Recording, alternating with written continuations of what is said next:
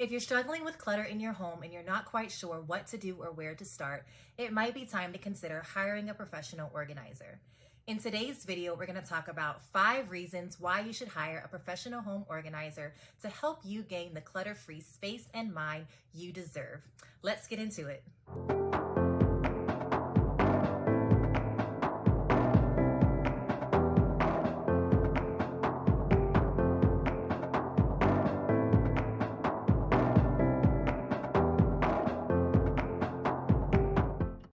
So number one, and probably the most obvious reason, is they know how to organize.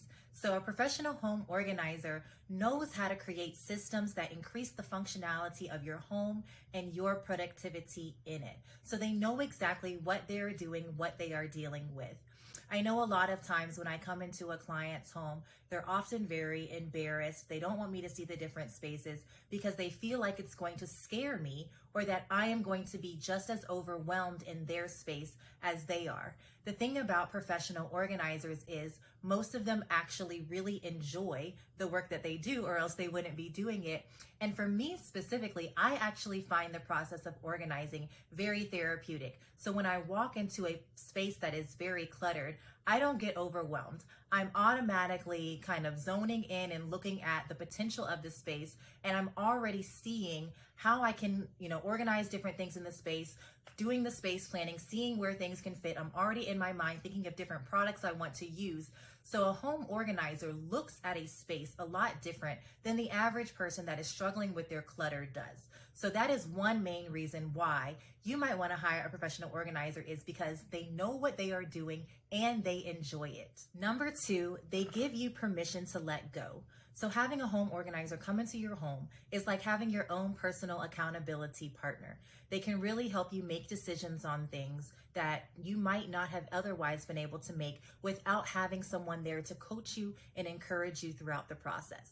There is something about having someone with you that makes those decisions easier. So I have noticed that I can come into a client's home who says that they have struggled with letting go of things, but just my presence, all of a sudden they're like, let it go, let it go. I don't need this anymore. You can let that go. We can donate this. We can trash this. All of a sudden they've turned into this completely different person that is just ready to completely let go of the clutter. And all they needed was that push, that encouragement, that permission that it is okay. You're not going to miss it. And if you're not using it, if it's not serving a purpose in your life, if you're just holding on to it because it belonged to someone that you loved and you feel like you're going to disappoint them, or because it was useful to you some point in the past, but it's no longer useful, why not donate it and allow it to be useful and have purpose in someone else's life because it's no longer serving your life? Why not look at the situation as, I can cherish a person in my memories with them without feeling the responsibility and the burden for taking on their life? So when I come in there, I'm able to encourage them and they're able to make decisions in a way that they weren't able to when they were alone. Number 3, they can teach you how to declutter. This one is super important because I believe that you cannot properly organize without decluttering. So decluttering is being able to filter through your items and decide what you're going to keep, what you're going to donate or recycle, and what you're going to trash. One thing that I often notice is that people struggle to part with things that are useful or that they might have an emotional attachment to because they belong to a loved one of theirs that maybe has passed on. So when it comes to useful things, just because something is useful or maybe even because it's expensive does not mean that it can't be clutter.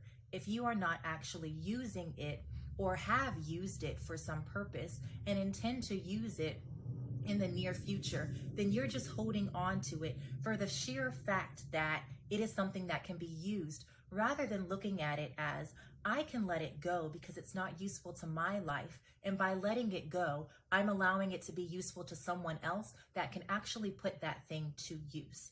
And then on the other hand, having those attachment to things because of them being something that belonged to someone that they loved, they often feel like, kind of guilty because that person has passed on and now they feel the responsibility of caring for all of their things, even though they don't want to hold on to them.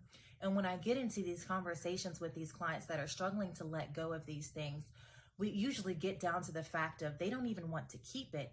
They're just keeping it because it belonged to such and such and it was important to such and such. And so now, because I love such and such, I have to bear the responsibility of caring for their things when you don't. You do not. You can cherish a person, you can love a person, and forever hold on to the memories that you had with them without feeling like you have to take on their life because they passed. Number 4, you're too overwhelmed or you just don't have the time to do the organizing yourself. So I have actually had clients that are fairly organized people and know how to organize. Maybe just something happened along the way that kind of set them back and they did not have the time to be able to keep their home up the way that they used to. And so they hired a home organizer. So that doesn't mean that you don't know what to do. It doesn't always mean that you're not an organized person. Sometimes you just don't have the time and you would rather pay someone else to do it for you so that it can be done once and for all, so you can get back to the peaceful home that you love. Number 5, when you're going through a life transition. So as I mentioned before, it's really important that as you go through different stages in your life, the possessions that you have really reflect who you are at that current stage. So a lot of times you might want to hire a pro organizer if you're moving. So you're going into a new house, maybe you're upgrading or maybe you're downsizing. So you need to let go of some things to create room for new, or you need to let go of things because you're not going to have the space in your new home to be able to house all of those items. And I always remind my clients that your home is supposed to be living space, not storage space.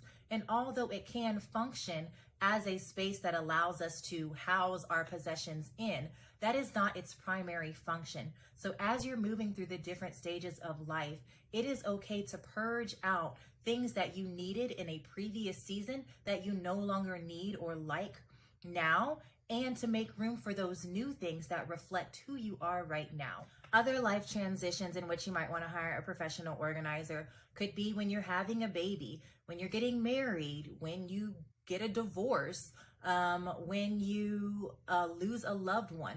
All of these are different things that one might go through in their lifetime that changes them. And so because these different situations change you, what you have should also change with your life. So there are so many more reasons why you should hire a professional home organizer, but those are just the top 5 that I typically encounter when I'm receiving new clients. So I hope this information was helpful. If you like this content, please subscribe and be sure to turn on your notification bell so that you are notified every time I drop a new video. Until next time, see you guys later.